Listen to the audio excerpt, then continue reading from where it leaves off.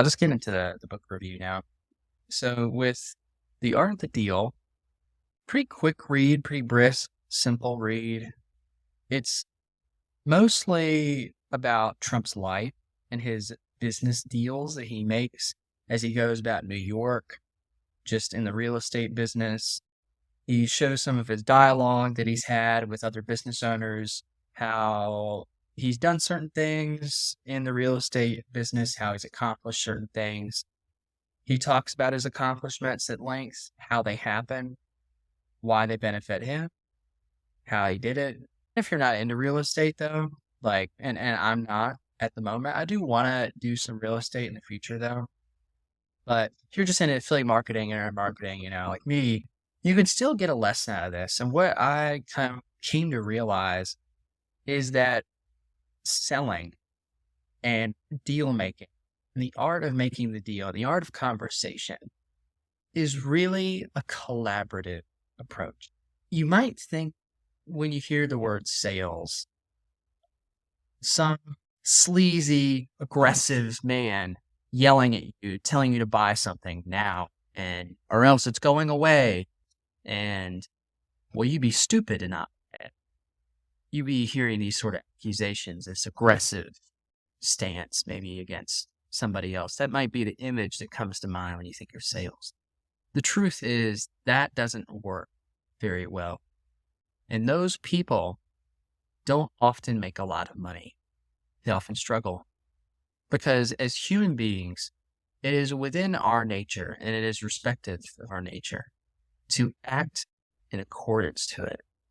And human beings have been created to cooperate with each other. That's one function of our is to cooperate. So when we make deals and when we sell, it is in our best interest to cooperate with each other and to collaborate because that is what is good. That is what is perceived as good to us. And that is not what our brain rejects, but it's what it accepts and it's what it wants. Think about it. If you are being sold something, do you want somebody to come at you aggressively? Everything they've got, and they're using these closing techniques and these turnaround frameworks, and they're telling you all this like stuff that feels a little disingenuous. Your alarms start going off in your crocodile-like brain. You want to run away. You want to get away. You start making excuses. Oh, yeah, now's not a good time. Oh, I suddenly have a birthday I have to go to. I just forgot. I don't have the funds right now. Sorry. Yeah, it's just nothing I can do about it. Right. So sorry. The objections can go on and on. But when you're collaborative and when the salesperson, more importantly, is collaborative, it makes you want to collaborate with them too. Because activates the law of reciprocity and the law of emotional contagion within us. When people do good to us, and when people express virtue towards us, and when they are good, that makes us want to be good in the setting of a social interaction, that is. So when two people are talking to each other, and the salesperson gives them and shares with them a collaborative approach to selling, and they're walking their buyers through the process, respecting their buyers' decisions, their thoughts, their actions, their fears, their goals, and all of it. When the salesperson respects this and when they collaborate with the person, it makes the other person also want to collaborate. So you see how that works? It's the law of emotional contagion. The best and simplest way to describe this law, which is real, is when you see somebody yawning, you often want to yawn yourself. When you see somebody smiling, you want to smile. It's the same thing in sales. And that's great news, actually, because it makes selling easy and enjoyable. The best and the most successful entrepreneurs, businessmen, and salespeople around the world who make the most money take a collaborative and professional approach to sales that is natural and ethical. And it isn't quick and aggressive and off-putting and gross. that some salespeople are unfortunately taught. It's actually collaborative. And that's how Trump makes his deals. The way he describes how the deals have happened, it's very collaborative. There's no closing stuff that you really need to do. Because when you take a collaborative approach to sales and you genuinely try to understand the person's goals, their struggles, what they've tried to solve those struggles with, and you get into the weeds of all of those details to get a firm and clear depiction of what it is their situation looks like, then offering your product or solution doesn't need to be polished so much as you might otherwise be doing it with if somebody's giving you all these objections and stuff. Oftentimes, if you take this approach to sales, you won't find that you need all these secret closing techniques that people will, give you, right? It's all much more natural process.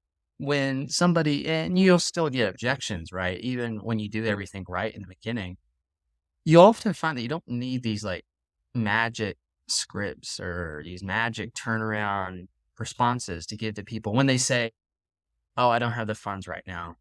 You don't need to research the best and brightest and most clever and witty response to objection like that. When it comes to handling objections in sales, you need to first clarify what it is they're saying. So if you don't understand quite exactly what they're talking about when they give you an objection, you want to clarify it in your own mind. And you also want to clarify it for the prospect that you're talking to as well, because it almost locks them in to what they say. Their word becomes their bond. You want that to be the case with them, because otherwise, if you don't know what it is they're talking about, or if you don't confirm what it is they're saying is what they're saying, then you are not really going to get so far in the sales process. So when it comes to uncovering the truth and of overcoming objections, you want to be collaborative, and you want to first, like I said, clarify what they're saying, and then minimize what they're saying with a simple and logical reason that you would use if you were in their situation. So for example, if they said, "Yeah, I don't really have the funds right now," and I would ask a clarifying question like, "Oh, okay, so you're not able to pay the $1,500 that is required to invest in this offer outright. You don't have that money just sitting in the bank." And he would say, "Yeah, you're right, exactly." And I would say, "Oh, okay. And here's where I minimize this." I say, "Okay, well, if money is the issue, that's fine. Is there anything as far as the offer goes that you have problems with in general?" See, I'm clarifying again. No, no, no. The offer was great. The offer was great. There's nothing wrong with it. You've been awesome. It's just the funds, and that's all. So I'll just have to get back to you later on that. And then say, "Oh, okay. So if it's just a matter of funds, then we can," and this is where I minimize and say, "Oh, well, okay. If it's just a matter of funds, then would it be easier if I split up the payments for you so that it's not just 1,500, but it can be 800 and 700, something like that, or whatever, 800 and 700? Would that be easier for you potentially if you were open to that option, of course?" And they'd be like, "Oh yeah, yeah, that would really help." See, I'm minimizing it, right? So like, "Oh, okay, so can we just go ahead and do that?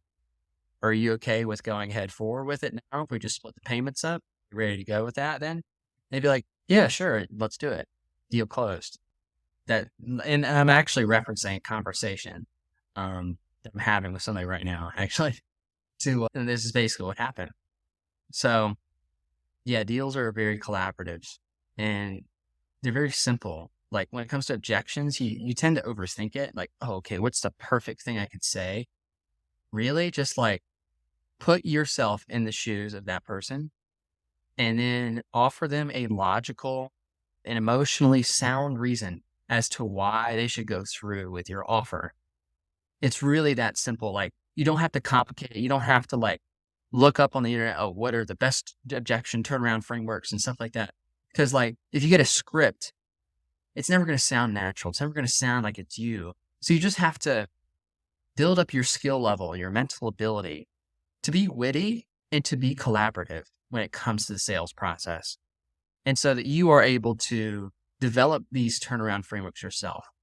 Now, maybe you don't really know where to start with that though, and you don't have any experience as far as that goes with handling objections or even like just going through the sales process in general. Maybe you have a hard time keeping the contract, or not the contract, but the conversation a straight line going towards the sale. And maybe sometimes you find that the conversation goes in circles, or maybe they just ghost you halfway through the conversation. You don't know how to gather data effectively, and maybe your offer sucks too. If you have these problems, feel free to reach out to me. I have great courses and hybrid mentorship offers available to help in that realm specifically if you are dealing with those problems in your sales. Because I myself had those problems and I had to kind of learn the hard way about how to go about it.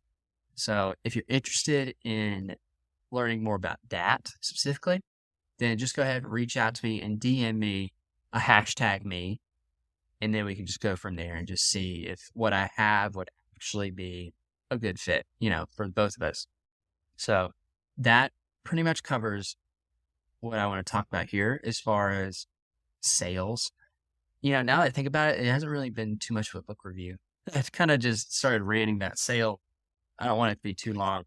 Here's the long and short of this book. It's pretty good as far as like telling a story and like how the deals kind of happen. But if you're looking for like practical, concrete advice, he doesn't really just tell you like, this is what you need to do in your digital marketing business. This is what you need to do here. This is what you need to do there. It's not really like that. It's kind of like a story. You're just learning from a story here. This is just a story. So you gather certain lessons you learn from the story, and you go from there, and it's up to you to take action. He doesn't tell you what to do necessarily. But it's a good read though. I recommend reading it. It's pretty inspiring. Another thing, sorry for how disorganized this is, by the way. I just kind of remember this last minute, but the big lesson he tries to convey also is like to think big. You'll see this lesson too also preached by the likes of like Grant Cardone and, other gurus in this industry and whatever. But it's actually important to think big and to have big goals, because oftentimes when we make goals, we set them to like realistic levels and we say, oh yeah, 6 figures, in 3 years. Yeah, it's reasonable. But if you make goals like that and you set yourself towards those smaller goals, you often don't hit the mark as you usually do when you make goals, you usually don't hit them. I mean, let's be honest. You say, at the beginning of the year, New Year's, you're like, oh yeah, I'm going to go to the gym every day. I'm going to do this and that. And what happens? You probably don't end up doing it. So what you need to do with your goals is you need to set them higher. You need to take your realistic goal, times it by 10, and then take your realistic expectation of how much work is required to get to that goal that you originally had, and then 10x that amount of work. And then you are for sure going to hit your goal. Okay, I know that's like a lot of work and all that, but it's like, you got to ask yourself, what does this mean to you? Success in this industry. Is this just a hobby for you? Are you just doing this on the side? It's like, whatever. If that's the case, I don't recommend even just staying in this industry. I recommend getting out as soon as possible. If you're serious about this though, you want to make it full time, you want to do this and make some extra money, but you want to be like really serious about it and dedicated, consistent to it, then you can stay in this industry. I recommend you do. But you need to make big goals. You need to be willing to put in the hard work, because otherwise it doesn't come. You can't work passively. You can't not think big and make a lot of money. It doesn't really happen that way. That's how Trump became a billionaire. And like, he thought big, he took a lot of action. He had some help, of course, but he got that help. He sought out for it. He asked for help. He asked for the deal. Okay. If you don't ask, if you don't do the hard things, never going to get anywhere in life and in business. They're too connected. Your business is often a reflection of who you are. It's a reflection of yourself. So you need to think about that before you go forward. Okay. So that's my short and non-descriptive book review and a sales rant. So I hope you guys like this video. Hope you all are doing great and have a great rest of your week. See you in another video.